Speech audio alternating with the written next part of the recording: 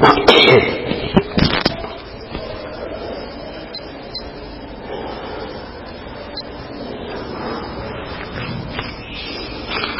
علیکم ورحمۃ اللہ وبرکاتہ. الحمد للہ رب العالمین والعاقبۃ للمتقین والصلاۃ والسلام علی رسولہ الکریم. اما بعد قال النبی صلی اللہ علیہ وسلم الکی والسوال. محترم حضرات، آج جمعہ ہے، 2 تاریخ ہے نومبر کی، اور جمعہ کو پروگرام چلتا ہے سوال جواب. یہ سوالات جو آئے ہیں ہم کوشش کریں گے کہ سب کا جواب دیں. ہم اللہ سے دعا کرتے ہیں کہ اللہ تعالیٰ صحیح بات کہلائے اور صحیح بات پر عمل کرنے کی توفیق عطا فرمائے. سوال ہے کہ اگر درمیان سے ایک آدمی سب سے نکل گیا تو جو خلا بیچ میں ہوا ہے وہ کیسے پورا کیا جائے؟ آج اتفاق سے یہی ہو گیا کہ درمیان سے ایک آدمی نکل گیا. اب نہ یہ آدمی ہل رہا ہے نہ یہ آدمی ہل رہا ہے، دونوں صفیں الگ ہو گئی. حالانکہ مسئلہ یہ ہے کہ جو دونوں آدمی تھے دونوں کو ایڈجسٹ کر لینا چاہیے تھا جگہ کو. تو وہ اس کو مسئلہ نہیں معلوم ہے، لہذا وہ یہ سمجھ رہا ہے کہ ہم ہل نہیں سکتے. ایسا اگر کبھی ہو جائے تو ایک 3 جواب اس کے دے رہا ہوں. پہلی شکل یہ ہے کہ جو یہ لوگ بغل میں کھڑے ہیں کوشش کریں کہ جگہ کو پوری کر لیں. دوسری شکل یہ ہے کہ اگر ان کو ایک دم نہیں سمجھ میں آ رہی یہ بات تو پیچھے صف والے کو کیا چاہیے کہ وہ وہاں پر آگے چلا جائے. پرابلم پھر کیا ہوگی کہ یہ کون کرے گا پورا، یہ ایسے گیپ چلتا چلا جائے گا. اگر آپ آخر میں ایک دم ہیں اور وہاں پر آخر میں ایسا ہوا ہے تب تو کوئی مسئلہ نہیں ہے، لیکن اگر آپ بیچ سے چھوڑیں گے تو پھر یہ پرابلم کھڑی ہو جائے گی. تو یہ مسئلہ نہ جاننے کی وجہ سے ہے. اسی طریقے سے یہاں پر بھی مسئلہ اٹھتا ہے کہ ہمارے مدرسے کے بچے کھڑے رہتے ہیں. ان کی ایک ترتیب ہے کہ آپ یہاں کھڑے ہوئیے تو دوسری صف میں بھی کھڑے رہتے، تیسری میں دوسری بھی خالی رہتی، تیسری بھی خالی رہتی. اب جب باہر کے لوگ آتے ہیں اور دیکھتے ہیں پہلی صف میں جگہ ہے تو وہ سوچتے ہیں ہم ان کے صف کے آگے سے جا کر کیسے کریں. آپ کو یہ بتا دیں جب امام امامت کرتا ہوتا ہے تو جتنی صفیں ہیں ان کو کراس کرنا، کوئی کراس کرنا ہوتا ہی نہیں ہے جب تک کہ آپ امام کو نہیں کراس کریں. اگر آپ امام کے سامنے سے گزرے تو پیچھے 5000 اگر آدمی ہے تو 5000 کو آپ نے کراس کیا، اور اگر امام کو آپ نے نہیں کراس کیا، کہیں بھی کوئی ایسی شکل ہو گئی جماعت ہو رہی ہے تو آپ نکل جائیں، کوئی مسئلہ نہیں ہے. اللہ کے رسول صلی اللہ علیہ وسلم کی جب طبیعت خراب ہوئی تو نبی کریم صلی اللہ علیہ وسلم نے حضرت ابوبکر صدیق رضی اللہ تعالیٰ عنہ سے کہا کہ آپ نماز پڑھائیے. حضرت ابوبکر صدیق رضی اللہ تعالیٰ عنہ نے نماز شروع کی.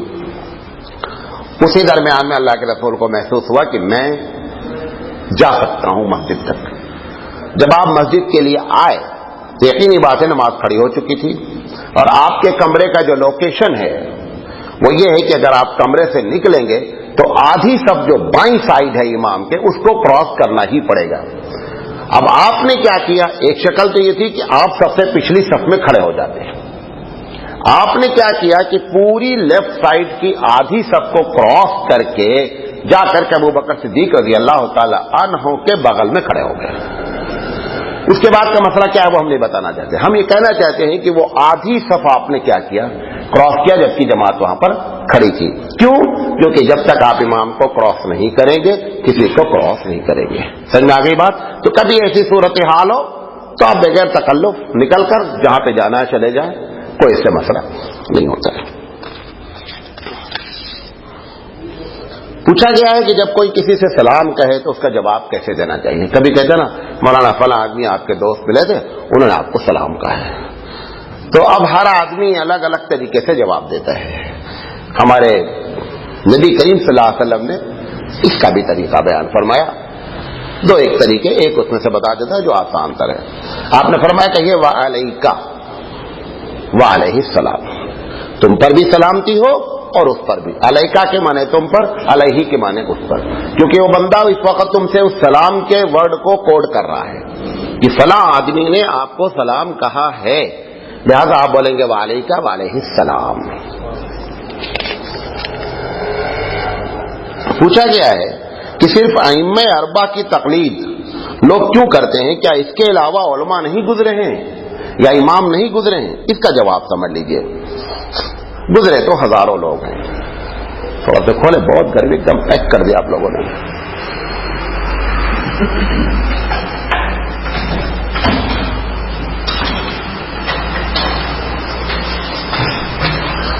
بس اوپر کے کھول، بس اس بات کو سمجھ لیں. ائمہ تو بہت گزرے ہیں، کسی بھی امام کی پوری زندگی کے مسائل پر کوئی مستند کتاب موجود نہیں ہے. جیسے امام سفیان فوری ہیں، امام ابو ظفر ہیں، بہت بڑے بڑے امام ہیں، امام اعظم کے زمانے کے ہیں. اگر ہم ان کی کوئی فقہ کی کتاب مدون ہوتی کہ سارے مسائل پر، تو ان کی بھی تقلید کی جا سکتی تھی. کسی کے 50 مسئلے ہیں، کسی کے 100 مسئلے ہیں، کسی کے 200 مسئلے ہیں. ایسا نہیں ہے کہ زندگی کے ہر فیلڈ میں انہوں نے ہم کو گائیڈ کیا ہے. لہذا اس وجہ سے یہی 4 کتابیں ہمارے پاس ہر مسئلے میں موجود ہیں. لہذا کیا کیا جاتا ہے؟ ان کی تقلید. دوسری چیز، ہمیشہ ان کے جو ماننے والے ہیں وہ اپنے آپ کو اپڈیٹ کرتے رہتے ہیں. جو مسائل آتے رہتے ہیں وہ احناف کے، تو احناف کے جو مجتہدین ہوتے ہیں پوری دنیا میں، اس میں ایڈ کرتے رہتے ہیں مسئلے کو، جو پرانے مسئلے موجود نہیں ہیں. تو ان 4 کے ماننے والے جو بڑے بڑے اسکالرس ہوتے ہیں، وہ ہونے والے مسئلے یا جو مسئلہ پیش آیا ہے یا چانسز ہے کہ ایسا ہو جائے گا، ان کا وہ جواب کیا ہے؟ اپڈیٹ کراتے رہتے ہیں. اس لیے ان کی تقلید کی جاتی ہے. پوچھا گیا ہے کیا کوئی صحابی بھی کبھی ایک دوسرے کی تقلید کرتے تھے؟ بے شمار لوگ سمجھتے ہیں. دیکھیں، آپ جتنے لوگ بیٹھے ہیں ساری کی آئی کیو بھی ایک نہیں ہے نا. کبھی ایسا نہیں ہوا دنیا میں. حضور اکرم صلی اللہ علیہ وسلم کے سامنے بھی جو صحابہ تھے سب ایک ہی کیٹیگری کے عالم نہیں تھے. کچھ جانتے تھے. اگر سارے ایک ہی کیٹیگری کے تھے تو نبی کریم صلی اللہ علیہ وسلم کو یہ کہنے کی کیا ضرورت تھی کہ اگر تم کو قرآن سیکھنا ہو تو ان 4 سے سیکھو. صحابہ تو اس وقت تقریباً 1 لاکھ ہو چکے تھے مدینہ میں. آپ کہہ سکتے تھے بھائی کسی سے سیکھو. آپ نے ڈگری کس کو دی؟ 4 کو دی. پتہ چلا کہ سارے صحابہ کا آئی کیو، سارے صحابہ کا علم ایک دوسرے سے اوپر نہیں. اور یہ ایک لاجک بات ہے، فطری چیز ہے. تو بہت سے صحابہ ایسے تھے جو بہت سے صحابہ کے اوپر ڈپینڈ تھے. حضرت عمر رضی اللہ تعالیٰ عنہ نے اپنے عہد میں، جب یہ امیر المومنین تھے، تو آپ نے یہ حکم جاری کیا تھا کہ اگر پراپرٹی کے ڈیوائیڈیشن کا مسئلہ ہوگا، جس کو ہم عربی میں فرائض کہتے ہیں، کہ اگر پراپرٹی کے ڈیوائیڈیشن کا مسئلہ ہوگا تو زید بن ثابت کو ریفر کیا جائے گا. حالانکہ صحابی بہت سے تھے. تو پتہ چلا کہ زید بن ثابت کی تقلید کی جاتی تھی. بات سمجھ رہے؟ ایک مسئلہ ایک مرتبہ مدینہ میں حضور صلی اللہ علیہ وسلم کے چچا عبداللہ سے حضرت عباس کے بیٹے عبداللہ بن عباس نے ایک مسئلہ بیان کر دیا. یہ بخاری کی روایت ہے. انہوں نے ایک مسئلہ بیان کر دیا. وہ مسئلہ زید بن ثابت کے مسئلے کے خلاف تھا. تو جب وہ مسئلہ آیا بازار میں، مارکیٹ میں، کہ عبداللہ بن عباس یہ بات کہتے ہیں، تو انصاری صحابی نے کہا کہ ہم زید بن ثابت کے مسئلے کو نہیں چھوڑ سکتے عبداللہ بن عباس کی وجہ سے. تو کیا پتا چلا کہ وہ زید بن ثابت کے مسئلے پر پہلے سے تقلید کرتے چلے آ رہے تھے.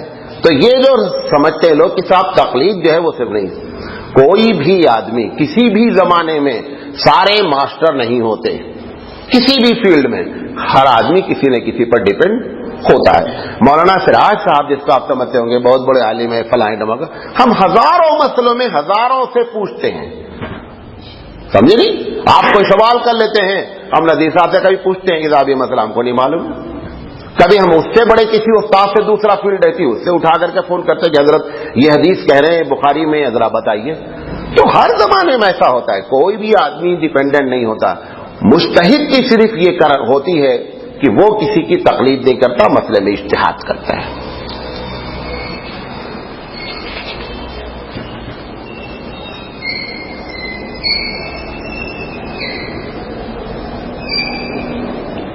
پوچھا گیا ہے یہ جو گندے علم کے ذریعے سے جو کرواتے ہیں، یعنی وہ کیا کہتے ہیں، دکان بند کروا دیا، فلاں کرو، لیمبو، مرچا، انڈا، یہ کہاں تک صحیح ہے؟ دیکھیں ایک بات بتا دیں آپ کو. یہ جتنی بھی اس قسم کے علم ہیں، اللہ کے رسول پر بھی جس نے سحر کروایا تھا اس نے بھی کوئی ایسا نہیں کہ قرآن کے علم کا سہارا لیا تھا، کیونکہ کرانے والا بھی اور کرانے والی دونوں یہودی تھے جو قرآن کریم کو جانتے ہی نہیں تھے سرے سے۔ اس کے ذریعے اگر نبی پر اثر ہو گیا تو ان چیزوں کے ذریعے بھی کسی پر اثر ہو سکتا ہے، ایسا نہیں ہے کہ ان کے اوپر کوئی اثر نہیں ہو سکتا، اثر ہو۔ آتا کہاں سے اثر ہے یہ پکی بات جان لیں، نقصان اس وقت تک آپ کو نہیں پہنچ سکتا بغیر اللہ کی اجازت کے۔ اچھا اب سوچتے، اب آپ یہ سوال اٹھتا کہ پھر اللہ پہ ان چیزوں میں اثر کیوں رکھ دیا ہے؟ نہیں اثر رکھتا، ہم کو نقصان نہیں پہنچتا۔ سانپ ہے، سانپ کے اندر یہ طاقت نہیں ہے کہ آپ کو موت کے گھاٹ اتار دے، سانپ کے اندر اس نے اثر رکھ دیا ہے۔ یہ وہی رب ذوالجلال جانتا ہے کہ آخر اس کے اندر جو ہے وہ اثر کیوں رکھا سانپ کے اندر، بات سمجھے میری؟ تو وہ سانپ کے اندر جیسے اثر رکھا گیا ایسے ہی بہت سی چیزوں کے علم میں اللہ نے اثر رکھا ہے، وہ خود جانتا ہے، لیکن یہ ہم نہیں کہہ سکتے کہ ان سب چیزوں کے اندر کوئی اثر نہیں ہوتا۔ ہمارا عقیدہ کیا رکھنا ہے؟ نہ کدو ہے، نہ مرچا ہے، نہ لیمو ہے، جب تک رب ہمارا نہیں چاہے گا ان کے اندر کوئی تاثیر نہیں، حتیٰ کہ آگ کے اندر جلانے کی بھی تاثیر رب نے رکھی ہے، وہ بھی آپ کو جلا نہیں سکتی جب تک رب کی طرف سے اس کو پرمیشن نہیں ہو۔ ایک سوال کیا گیا ہے کہ اگر کسی عورت کو، غور سے سنیے گا، یہ ہم لوگوں کو یہ مسائل معلوم ہونا چاہیے، اس میں کئی سوالات اس قسم کے ہیں، ہم مرد لوگوں کو اپنی عورت کو یہ مسائل بتانے چاہیے پھنس جائیں تو۔ اگر کسی عورت کو کسی ماہ 4 دن پیریڈ آیا، دوسرے ماہ 5 دن آیا، تیسرے ماہ 6 دن، پھر 7 دن، پھر 8 دن، پھر 9 دن، پھر 10 دن، مطلب کیا ہے؟ ہر مہینے اس کا ڈے کیا ہے؟ ڈفرینس ہے، کوئی دن متعین نہیں ہے۔ تو اس کو پوچھا ہے کہ اس کا پیریڈ کا مسئلہ کیا ہے؟ دیکھیں بات بہت غور سے سمجھ لیں، 3 باتیں بتا رہا ہوں۔ منیمم پیریڈ ابو حنیفہ رحمۃ اللہ علیہ کے نزدیک 3 دن ہے، اور 3 رات، 3 دن 3 رات سے کم اگر پیریڈ آیا تو وہ بیماری ہے، پیریڈ نہیں ہے، نمبر 1۔ نمبر 2، میکسیمم ڈیز اس کے 10 دن اور 10 رات ہے، اگر 10 دن اور 10 رات کو کراس کر گیا تو ایسی شکل میں 11واں دن بیماری ہے، پیریڈ نہیں ہے، ٹھیک ہے؟ یہ پہلی بات بطور پالیسی جان لیں۔ اب دوسری بات جو مسئلہ پوچھا گیا ہے کہ ہر مہینے اس کا ڈے الگ الگ ہے، 5 دن، 4 دن، 6 دن، 7 دن، 8 دن، جس مہینہ جتنے دن پیریڈ ہے اتنے دن وہ سمجھے گی ہم کو پیریڈ ہے۔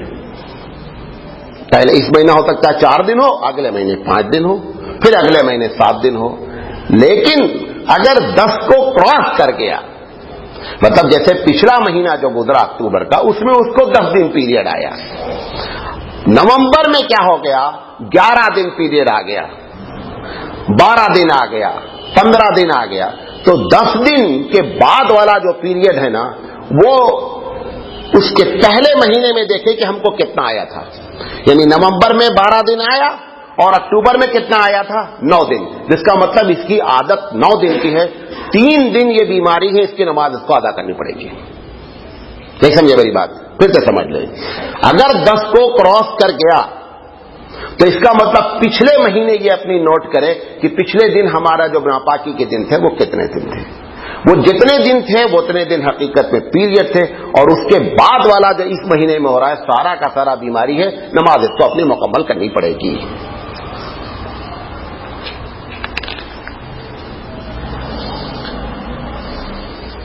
پوچھا گیا ہے جو عورتیں ناپاک ہوتی ہیں اور ان کی عادت ہے دعائیں پڑھنے کی، مطلب بعض عورتیں ہو سکتی ہے رات میں تو تسبیح پڑھتی ہوں، درود شریف پڑھتی ہوں، آیت الکرسی رات میں پڑھتی ہوں سوتی وقت، قول میں فلق پڑھتی ہوں، قول بالناس پڑھتی ہوں، سورہ فاتحہ پڑھتی ہوں، جتنی قرآن کی آیتیں بغیر دیکھے ہوئے ان کی روز کا معمول ہے وہ دعا کی نیت سے پڑھیں، قرآن کی نیت سے نہیں پڑھیں تو پڑھ سکتی ہیں۔ یہ سمجھے میری بات؟ جو پڑھنا ہے ان کو وہ روزانہ پڑھتی ہیں، ان کی عادت ہے بطور وظیفہ کے، لہذا وہ بطور وظیفہ کے اس کو پڑھیں، دیکھ کر کے نہیں پڑھتی، اس کا مطلب وہ وظیفے کے طور پہ پڑھ رہی ہیں، وہ اپنے ان معمولات کو جاری رکھیں، اس کے لیے وضو کرنے کی بھی کوئی ضرورت نہیں ہے، وہ کر سکتی ہیں۔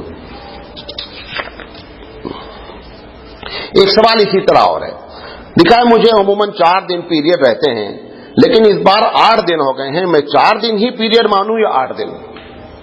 اگر ایک عورت کی عادت جنرلی 4 دن کی ہے اور اس مہینے اس کو 8 دن ہو گئے، اس کا مطلب اس کی عادت چینج ہو گئی 4 سے 8 کو، 8 دن وہ پیریڈ مان لے گی، لیکن 10 کو کراس نہیں کرنا، یہ پالیسی پکڑے رہے۔ اگر خدا نخواستہ یہ سوال ہوتا کہ 4 دن ہماری عادت ہے لیکن اس بار ہماری عادت 12 دن آ گئی، اس کا مطلب ہے کہ تمہاری عادت 4 ہی دن ہے، 8 دن لگاتار آپ کو بیماری رہی، اس کا نام ہم استحاضہ دیتے ہیں۔ ہم بیماری کا لفظ استعمال کریں، اس کو شریعت میں ہم کو کہتے ہیں یہ بیماری ہے، لہذا یہ حیض نہیں مانا جاتا، آپ کو نماز کرنی پڑے گی۔ لیکن سوال اس نے کیا ہے کہ پہلے دن 4 آ رہا تھا کنٹینیو، لیکن اس دن کے اس مہینہ کیا ہو گیا، 8 آ گیا، 10 کے اندر ہے، لہذا اس کا مطلب اس کی عادت چینج ہو گئی ہے اور اب یہ 8 دن ہو گئے ہیں، 8 کے 8 دن یہ اپنے آپ کو پیریڈ مانے گی۔ واللہ اعلم بالصواب۔ لکھا ہے ہماری ایک دوست ہیں، ان کو ہر ماہ 2 دن پیریڈ رہتا ہے اور 15 دن پاک رہتی ہیں۔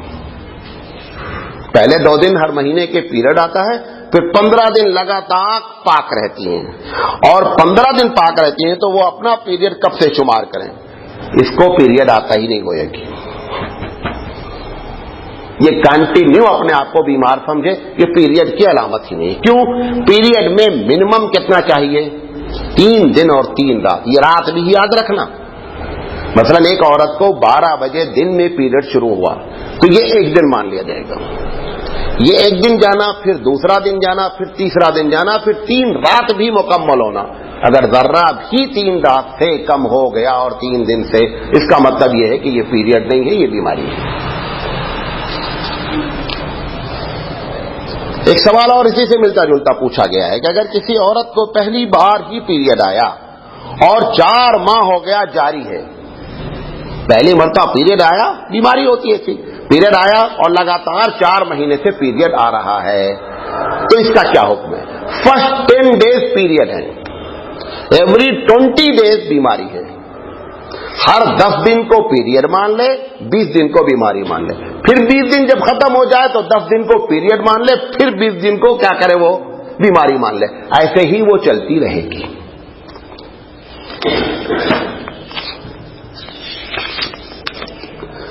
ایک سوال کیا گیا ہے کہ مولانا کل کے درس میں آپ نے کہا تھا کہ مثال دی تھی ترک رفعین، آمین بالجہر، تراویح 20 رکعت وغیرہ بھی صحابہ سے ثابت ہے۔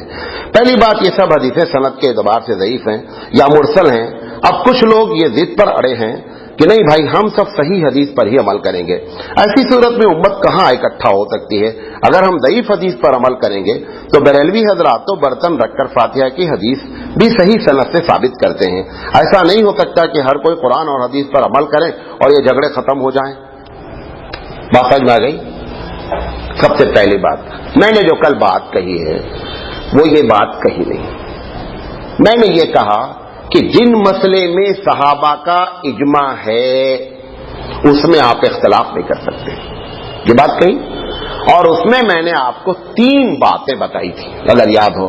طلاق کا مسئلہ نمبر 1، تراویح کا مسئلہ نمبر 2 اور قرآن کے جمع کرنے کا مسئلہ نمبر 3۔ اس پر تمام صحابہ کا اجماع ہے، لہذا اس پہ اختلاف آپ کر نہیں سکتے، ہر حال میں you have to follow 100% blindly, آنکھ بند کر کے آپ کو ان مسائل میں ان کا اتباع کرنا ہے۔ کس کا؟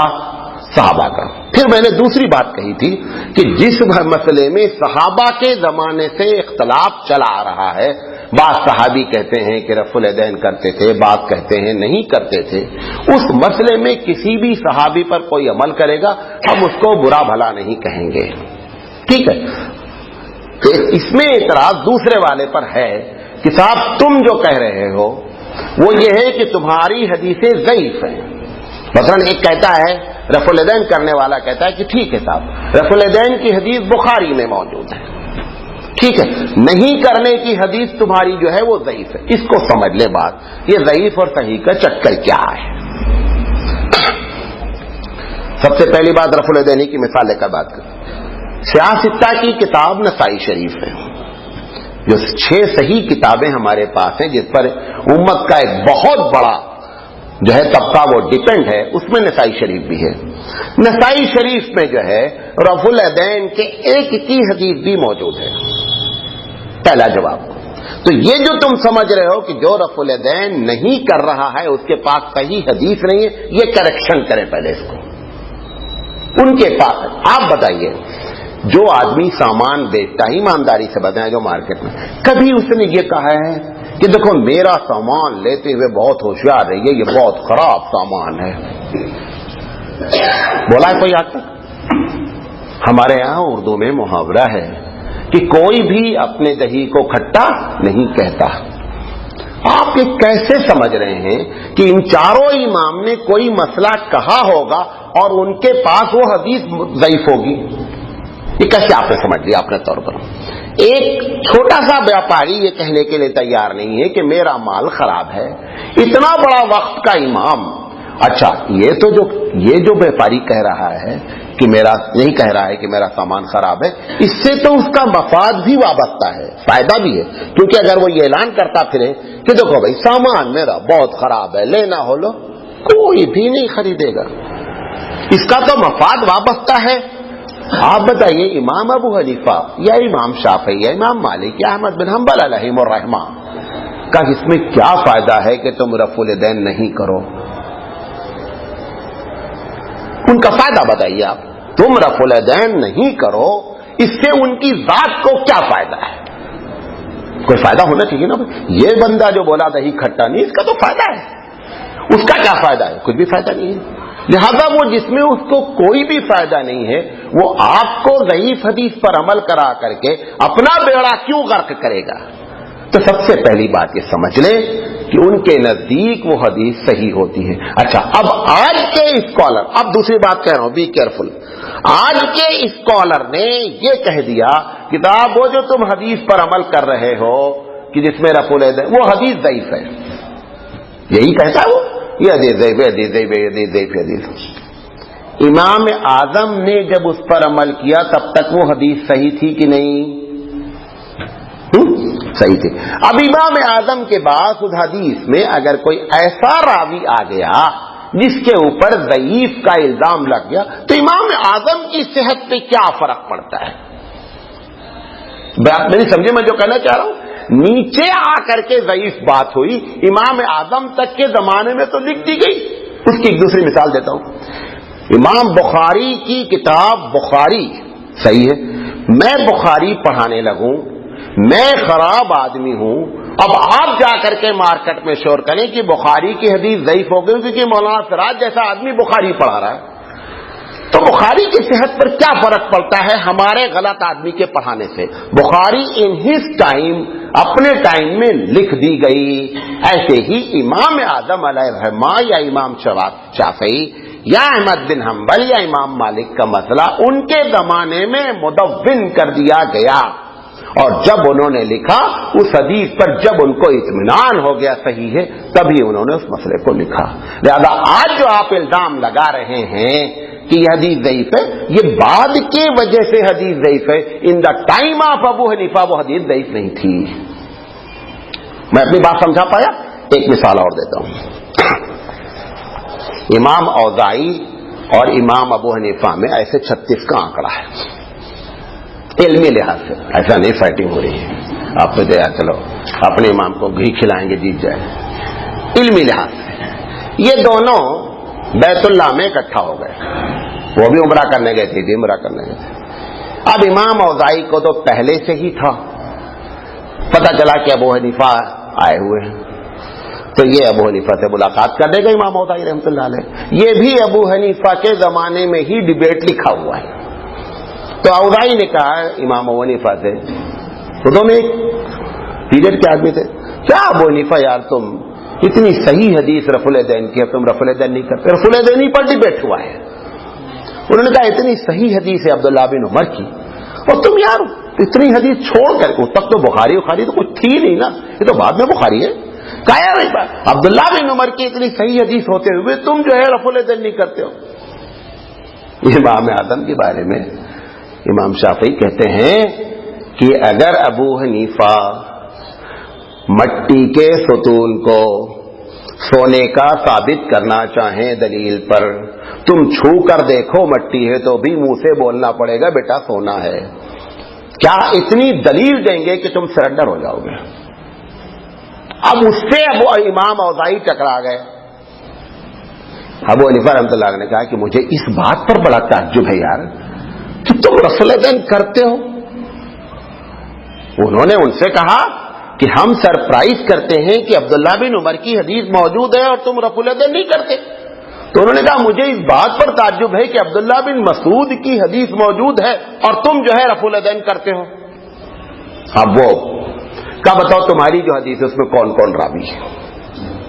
تو انہوں نے 3 کا نام لیا. امام اوزاعی سے صحابی تک عبداللہ بن عمر تھے, بیچ میں 2 تابعی اور تھے. انہوں نے کہا کہ میں عبداللہ بن مسعود. اچھا بتاؤ, امام اعظم کہتے ہیں اچھا بتاؤ کہ عبداللہ بن مسعود اور عبداللہ بن عمر میں کون بڑا فقیہ ہے؟ تو امام اوزاعی اچھا یہ لوگ علم میں دریا تھے, ایسا تھوڑا ہے کہ اپنے مفاد کے تحت بات کر لیں, جو حقیقت سے اس کو کہہ دیا. انہوں نے کہا بھائی عبداللہ بن مسعود کا عبداللہ بن عمر سے کوئی ٹکر ہی نہیں ہے. عبداللہ بن مسعود ہے یار, جس کے بارے میں اللہ کے رسول نے فرمایا کہ اگر احد پہاڑ پر یہ اپنا پیر رکھ دے تو علم سے احد پہاڑ ڈرک جائے. یہ عبداللہ بن مسعود ہے. تو انہوں نے کہا کہ میں عبداللہ بن مسعود کے مقابلے میں عبداللہ بن عمر کو کیسے کھڑا کر سکتا ہوں؟ پھر انہوں نے کہا کہ ہمارے استاد جو ہیں وہ حماد ہیں, تمہارے جو استاد ہیں وہ فلاں ہیں. یہ بتاؤ حماد کے مقابلے میں تمہارے استاد کی کیا حیثیت ہے؟ انہوں نے کہا یار یہ استاد بھی کیریکٹر میں اور اس میں روایت میں ہمارے استاد سے بڑھے ہوئے ہیں. کہا اچھا پھر ان کے استاد جو ابراہیم نخعی ہیں انہوں نے بھی اپنے استاد کا نام لیا, مجھے نام نہیں یاد ہے. ایسے تینوں نے نام لے کر کے امام اوزاعی نے جب کمپیئر کیا ابو حنیفہ سے, انہوں نے کہا صحابی سے لے کر ہماری تمہاری بات چھوڑ دو, ہمیں بھی خراب تمہیں بھی خراب. ہمارے اوپر کے جو 3 لوگ ہیں تمہارے اوپر کے بھی 3 لوگ ہیں, ان تینوں میں ہمارے 3 کے ٹکر کا تمہارے پاس کوئی نہیں ہے. اب بتاؤ میں رفع الیدین کرنا کہ نہیں کرنا؟ انہوں نے کہا بھائی ایسا ہے جیسا کرتے ہو تم کرو. یہ اب اس کے بعد اس حدیث میں اگر ضعیف ہو گئی تو ہماری صحت پہ کیا فرق پڑتا ہے؟ تو یہ ضعیف کا معنی سمجھ لیں. What is the meaning of ضعیف؟ ہم ضعیف کیسے کہتے ہیں؟ ایک اور روایت نقل کرتے ہیں. ہمارے نزدیک امام اعظم علیہ الرحمہ کے نزدیک ہاتھ جو ہے وہ ناف پر باندھنا یا ناف کے نیچے باندھنے کی حدیث ہے. علامہ ابن تیمیہ رحمۃ اللہ علیہ کے شاگرد ہیں علامہ ابن قیم, بہت بڑے عالم ہیں. علامہ ابن قیم کا کہنا ہے کہ کوئی بھی صحیح حدیث موجود نہیں ہے کہ ہاتھ کہاں رکھا جائے. اگر کچھ ہے صحیح تو وہ ہے جس پر ابو حنیفہ کا عمل ہے. حالانکہ خود وہ حنبلی ہیں, وہ کہتے ہیں اگر کوئی حدیث صحیح ہے تو وہ کون سی ہے؟ وہ ہے جو ابو حنیفہ کے کتاب موجود ہے مختصر زاد المعاد, آپ ہوبلی میں جا کر دیکھ لیں, صفحہ نمبر 17 پر یہ مسئلہ لکھا ہوا ہے. اب سوال یہ ہے, یہ حدیث ہمارے یہاں قدور پہ اس پہ بحث کی گئی. یہ حدیث میں کیا ہے؟ امام اعظم تک یہ حدیث صحیح ہے. امام اعظم کے بعد اس میں ایک راوی ہیں, ان کا نام ہے عبد الرحمن. عبد الرحمن کے بارے میں ہمارے علماء کا اس وقت کے اچھی رائے نہیں ہے, زیادہ حدیث ضعیف ہو گئی. چلو بھائی میں نے مان لیا عبد الرحمن کی وجہ سے حدیث ضعیف ہوئی. ابو حنیفہ کے درمیان کے زمانے میں حدیث لکھ دی گئی. اب ابو حنیفہ کے بعد اگر عبد الرحمن یا کوئی بھی مولانا سراج جیسے آدمی آ جائیں تو اس حدیث پر کیا فرق پڑتا ہے؟ تو یہ بات سمجھ لیں کہ ہم جو حدیثیں یا ائمہ بیان کرتے ہیں 2 ہی وجہ ہو سکتی ہے. ان کے زمانے میں وہ حدیث صحیح تھی, ایک بات. ایسا ہو سکتا ہے کہ حدیث نہ رہی ہو اور مسئلہ بیان کر دیا ہو, اس کے بارے میں نیچے نوٹ لکھ دیتے ہیں کہ اگر اس مسئلے کے خلاف حدیث مل جائے تو میرے مسئلے کو دیوار پر مار دیا جائے اور حدیث پر عمل کر لیا جائے. بات سمجھ آ گئی؟ تو یہ نہیں ہے کہ وہ جو کہہ رہے ہیں, اچھا ہم کہتے ہیں امام بخاری 250 سال کے بعد پیدا ہوئے اللہ کے رسول صلی اللہ علیہ وسلم کے. یہ 250 سال تک لوگ کس حدیث پر عمل کرتے رہے بابو؟ کوئی نہیں تھا، کوئی کتاب ایسی نہیں تھی. یہ ہماری شرافت ہے کہ ہم یہ نہیں کہہ رہے ہیں کہ تم غلط کر رہے ہو، لیکن کم سے کم یار یہ بات تو نہیں کہو کہ ہم غلط کہہ رہے ہیں، ہم تم سے پرانے آدمی ہیں. بات سمجھے میری؟ نہیں کہنا چاہ رہا. اچھا، اب یہ جو تیسری بات انہوں نے لکھی ہے، جناب بریلوی حضرات کو برتن رکھ کر فاتحہ کرنے کی حدیث سے سراسر جھوٹ. کوئی حدیث فاتحہ رکھنے کی موجود ہی نہیں ہے. کوئی حدیث نہیں. ضعیف تو درکنار ہے، صحیح تو درکنار ہے، ضعیف تو بھی موضوع بھی موجود نہیں. وہ بندہ خود گڑھ نہیں سکتا کیونکہ عربی اتنا جانتا نہیں ہے، وہ گڑھ بھی نہیں سکتا. یہ ایک الگ بات ہے کہ ان کے بات کرنے کا اسٹائل ایسا ہوتا ہے. ابھی اعلی حضرت کی کتاب ہے میرے پاس رکھی ہوئی ہے، ملفوظات. اس میں انہوں نے آخر میں لکھا ہے کہ جب میں مر جاؤں تو میرے جو متعلقین ہیں وہ فاتحہ کرنا. کیسے کرنا؟ اس سے پہلے لکھا ہے لیکن کوئی چیز خلاف سنت نہیں کرنا. یہ لکھا ہے پہلے جملہ، کیا؟ کوئی کام خلاف سنت نہیں کرنا. پھر لکھا ہے کہ دل سے ان چیزوں کی فاتحہ کرانا. معلوم کیا کیا لکھا ہے؟ لکھا ہے چھوٹے کا کباب شامی ہو، ارد کی دال بگھاری ہوئی ہو اور پھریری ہو، سوڈا کی بوتل ہو. اس وقت ہم سب نہیں چلتا تھا، سوڈا چلتا تھا. گوشت کی کچوریاں ہوں، مرغ پلاؤ ہو. تب فارم کا مرغا نہیں ہوتا، دیسی مرغا تک بڑی ویلو ہوتی تھی. مرغ پلاؤ ہو، برف کی فیرنی ہو.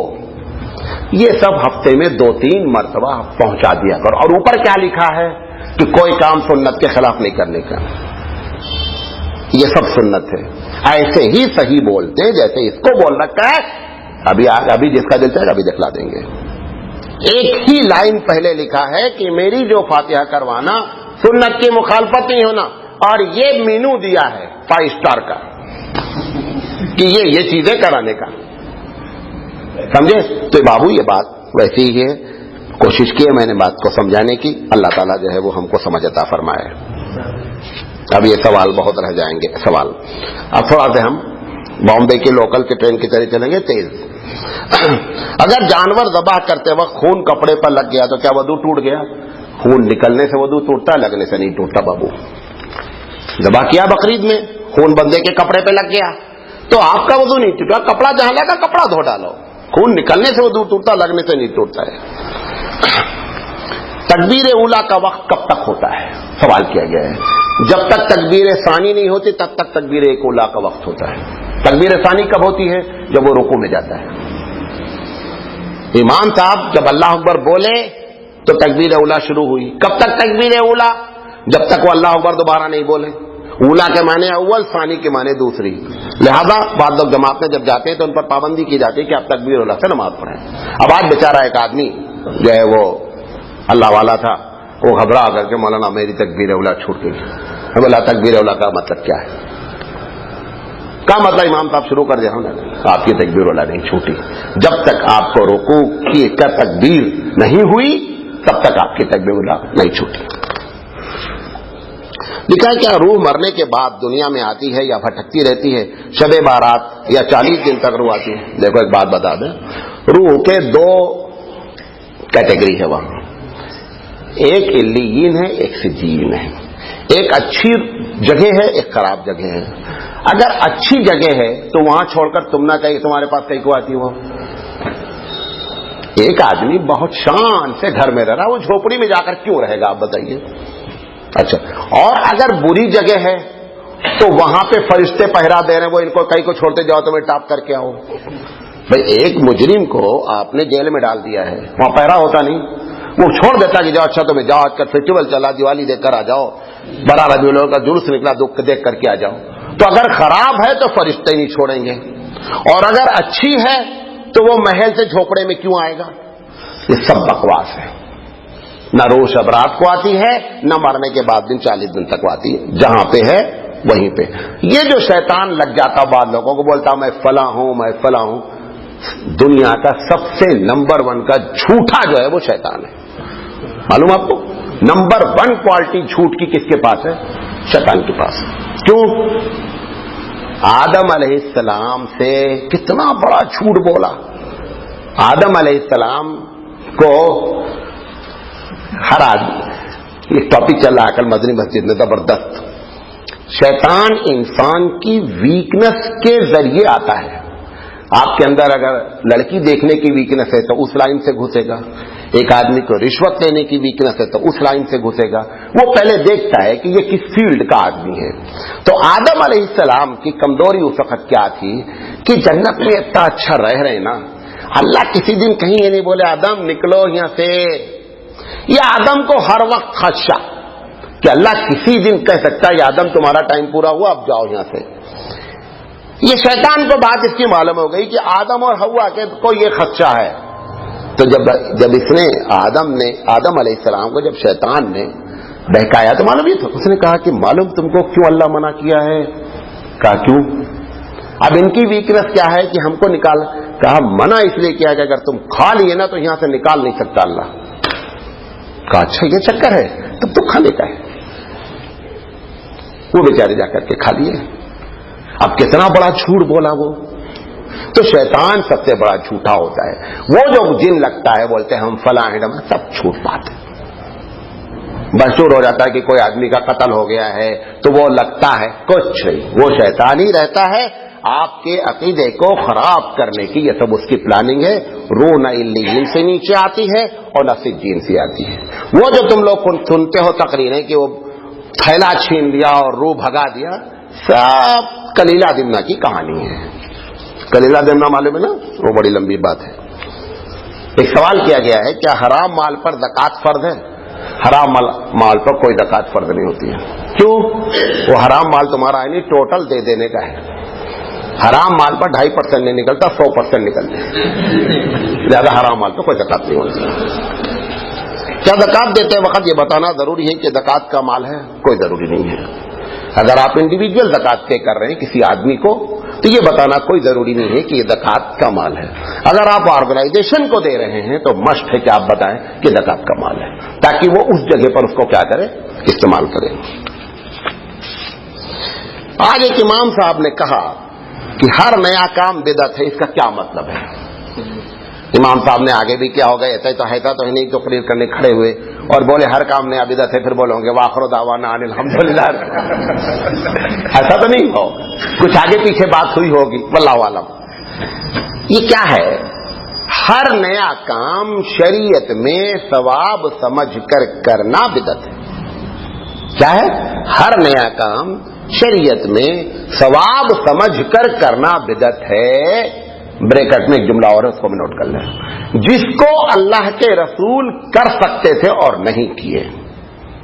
مثال کے طور پر ایک آدمی جنازے کے اوپر 10 کلو پھول کی چادر ڈال رہا ہے.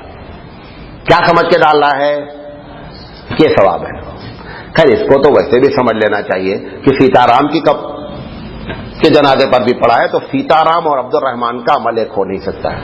آج بہت کلیئر بات میں نے کی کونی مسجد میں کہ سیتا رام کا عمل اور عبد الرحمان کا عمل اگر اکٹھا ہو گیا تو عبد الرحمان کو ہوشیار ہو جانا چاہیے کہ بابو ہم غلط ٹریک پر چل رہے ہیں. کسی مولانا صاحب سے پوچھنے کی کوئی ضرورت ہی نہیں ہے. اچھا اب وہ جو یہ تو میں نے بیچ میں بات کہہ دی، وہ جو پھول ڈالا یہ سمجھ کر ڈالا کہ یہ ثواب ہے. اگر اللہ کے رسول اپنے زمانے میں اس کو کرنا چاہتے تو کر سکتے تھے کہ نہیں؟ کر سکتے تھے. نہیں کیے، اب تم کرو گے گناہ ہوگا. یہ ویڈیو بن رہا ہے، یہ ریکارڈنگ ہو رہی ہے، اس کی CD بنے گی. ہماری نیت یہ ہے کہ ہم اس کو زیادہ تک لوگوں تک CD پہنچائیں تاکہ لوگوں کو صحیح بات معلوم ہو. نیت کیا ہے کہ اللہ ہم کو ثواب دے. اب ایک آدمی سوال کر سکتا ہے کہ مولانا نیا کام ہے، تمہیں ثواب سمجھ کر کر رہے ہیں، اللہ کے رسول نے نہیں کیا ہے تو بدعت یہ بھی ہونا چاہیے. اس میں چوتھی شرط جو بریکٹ والی ہے وہ نہیں پائی جا رہی ہے. اگر اللہ کے رسول اپنے زمانے میں CD بنا کر دینا چاہتے تو نہیں کر سکتے تھے، زیادہ یہ بدعت نہیں. اب اپنی بات کو حدیث سے مدلل کر رہا ہوں. اللہ کے رسول فرمایا من سن فی الاسلام سنتا حسنتا، کہ جس نے اسلام میں اچھی چیز جاری کی، مطلب ہم نہیں کر سکتے تھے اور ایسا کوئی وقت صورت حال پیدا ہوئی اس نے جاری کر دی تو آپ نے فرمایا کہ اس کو ثواب ملے گا اور جو اس پر عمل کرے گا اس کو بھی ثواب ملے گا. اور یہ بات بھی فرمائی کہ من سن فی الاسلام سنتا سیئتا، کہ جس نے اسلام میں بری چیز جاری کی، تھیٹر بنا کے آپ چلے گئے. حضور کے زمانے میں اگر حضور تھیٹر بنانا چاہتے کسی کام کے لیے، نیک کام کے لیے، تو بھی وہ نہیں کر سکتے تھے. تم نے تو برے کام کے لیے بنا دیا اٹھا کر کے تھیٹر. تو جب تم مر جاؤ گے تو بھی اکاؤنٹ انشاءاللہ چالو رہے گا. جب تک تھیٹر چالو رہے گا تب تک برائی کا اکاؤنٹ بھی چالو رہے گا، ٹرانسفر ہوتا رہے گا. 2000 آدمی ایک دن میں دیکھیں گے، 2000 کا اکاؤنٹ جائے گا. تو یہ جو ہے جو بات میں نے کی کہ اللہ کے رسول کر سکتے تھے اور نہیں کیے، آپ کریں گے گنہگار ہیں. یہ سی ڈی اگر اس وقت اللہ کے رسول بنانا چاہتے تو نہیں بنا سکتے تھے. لہذا یہ من سن فی الاسلام سنتن حسنتن کی لسٹ میں آ گیا. واللہ اعلم. آج آپ نے کہا کہ امام سجدے میں گیا ہے تو سجدے میں مل جائیں تو کیا رکعت مل جائے گی؟ میں شاید اپنی بات کلیئر نہیں کیا. دیکھیں، میں کہنا یہ چاہتا تھا، کونی مسجد میں بات ہوئی کہ جب امام سے رکوع پانے کی امید ہوتی ہے تو بھاگم بھاگ ہوتی ہے. امام سے رکوع ہمارا مس ہو گیا. اب ہم اطمینان سے کھڑے رہتے ہیں کہ امام صاحب کو سجدہ کر لینے دو. جب یہ کھڑے ہوں گے تو ہم جنٹل مین کی طریقے سے اللہ اکبر بول کے شامل ہو جائیں گے. میں یہ کہنا چاہتا تھا کہ وہ 2 سجدے جو آپ نے وہاں چھوڑے، یہ آپ کے زندگی میں کبھی ریکارڈ نہیں ہو سکتا. سجدہ کرنے کا آپ کو ثواب ملتا، رکعت تو مس ہو چکی ہے، لیکن 2 سجدہ آپ نے اپنی زندگی میں کم کر لیے. ایک ہی سجدے سے شیطان کیا بن گیا تھا؟ راندے درگاہ بن گیا تھا. تو ایسا نہیں کہ تہجد چھوڑ دیا تھا، وہ ایک ہی سجدہ نہیں کیا تھا، اللہ نے اٹھا کے پٹک مارا. پوچھا گیا وضو کے درمیان میں جو لوگ دعائیں پڑھتے ہیں کیا یہ صحیح حدیث سے ثابت ہے؟ کوئی بھی دعا صحیح حدیث سے ثابت نہیں ہے. کے درمیان میں ہاتھ دھلتے وقت دعا صحیح، اس نے پوچھا ہے صحیح حدیث سے ثابت ہے؟ صحیح حدیث سے ثابت نہیں ہے. اگر پوچھا ضعیف سے ثابت ہے تو دوسرا جواب دیتے. لکھا ہے کیا جنبی مرد اور ناپاک عورت اذان کا جواب دے سکتے ہیں؟ دے سکتے ہیں. بعض لوگ وضو میں ہاتھ کی انگلیاں چومتے ہیں، کیا یہ درست ہے؟ وضو کرتے نہیں، پانی ایسے کر کے اب مسا کرتے ہیں. معلوم نہیں کہاں سے کیا اسٹائل ہے یہ چومنے کی. کوئی بھی اس کا اگر وہ یہ سمجھ کر کرتے ہیں کہ یہ طریقہ رسول ہے تب تو بدعت کا گناہ ملتا ہے. اور اگر دیکھا چوم رہے ہیں کہ ابا بھی چومتے تھے، اماں بھی گھر میں چوم رہے، چلو ہمیں بھی چومیں گے، تو ایک فضول کام ہے جس کا وضو سے کوئی تعلق نہیں ہے. اگر آپ آج سے چوم رہے ہیں چھوڑ دینے کا ہے. یہ دیوبندی بریلوی اختلاف نہیں ہے سب، ورنہ وہ شیطان بولتا ہے یہ مولانا سراج صاحب بول رہے ہیں، لیکن ان کے پاس تو ہو گئے سب. ہر ایسی چیز کی سرٹیفکیٹ وہاں سے لے کر آ جاتے، سمجھے. بعض لوگ نماز پڑھنے کے بعد سر پر ہاتھ رکھ کر دعائیں پڑھتے، کیا یہ سنت سے ثابت ہے؟ دیکھو یہ بات کو سمجھ لو، اس سے پہلے بھی بتا چکا ہوں.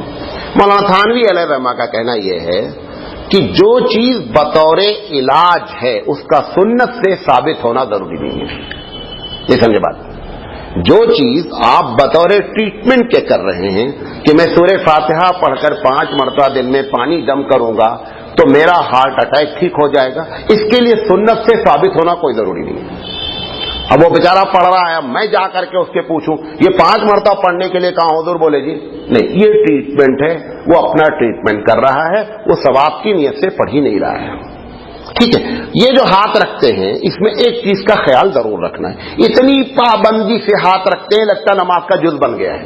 یہ نہیں ہونا چاہیے.